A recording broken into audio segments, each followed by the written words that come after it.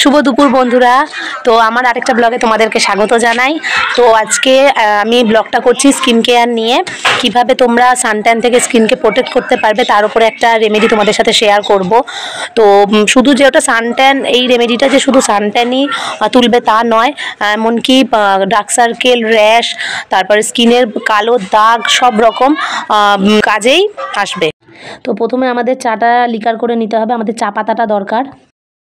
চাটা ছেঁকে নিয়ে এই যে চা পাতাটা তোমরা দেখতে পাচ্ছ, এরকম চা পাতা।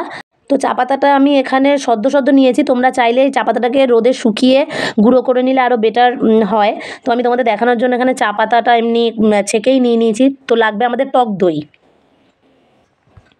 এবারে চা পাতাটাকে আমি একটা মিক্সির মধ্যে দিয়ে পেস্ট করে নেবো একটা। এখানে আমার চা পাতাটা ভীষণই কোয়ান্টিটি কম বলে আমার পেস্টটা খুব ভালো মতন হয়নি।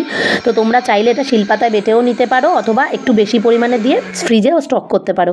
দেখো এরকম এসেছে, ঠিক আছে, মোটামুটি ঠিকই আছে। তো শুকিয়ে নিলে আরও বেটার হতো।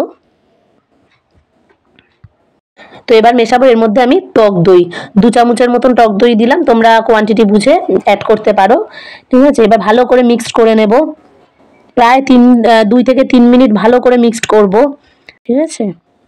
তো বন্ধুরা এই প্যাকটা তোমাদের সপ্তাহে একদিন ইউজ করতে হবে, রোজ ইউজ করা যাবে না, ঠিক আছে। তো এটা ইউজ করার পদ্ধতি হলো, প্রথমে মুখকে ঠান্ডা জলে অথবা নর্মাল জলে ধুয়ে নেবে। ধুয়ে নেওয়ার পর এটাকে অ্যাপ্লাই করবে। অ্যাপ্লাইটা আমি দেখিয়ে দিচ্ছি। এটা এইভাবে মুখের মধ্যে হালকা হাতে ম্যাসেজ করবে 2 থেকে 3 মিনিট, তারপরে মুখটাকে ঠান্ডা জলে ধুয়ে নেব। দেখো বন্ধুরা এরকম রেজাল্ট এসেছে। তো বন্ধুরা রেমেডিটা এইটুকুনি। যদি রেমেডিটা ভালো লেগে থাকে একটা লাইক করে দিও, আর চ্যানেলটা অবশ্যই সাবস্ক্রাইব করে দিও। নতুন রেমেডি আমি তাহলে আরও নিয়ে আসতে পারবো।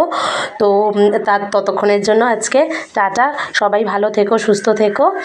তো দেখা হচ্ছে নেক্সট ব্লগে। Love you all.